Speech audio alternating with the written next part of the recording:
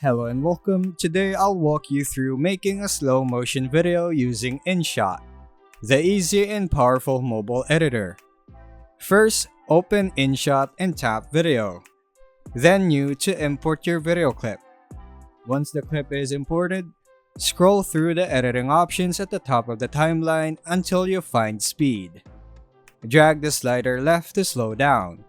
That gives you a basic slow motion effect. For more advanced control, tap Curve. This lets you create speed ramps or gradual slowdowns by placing control points. After adjusting speed, preview your video.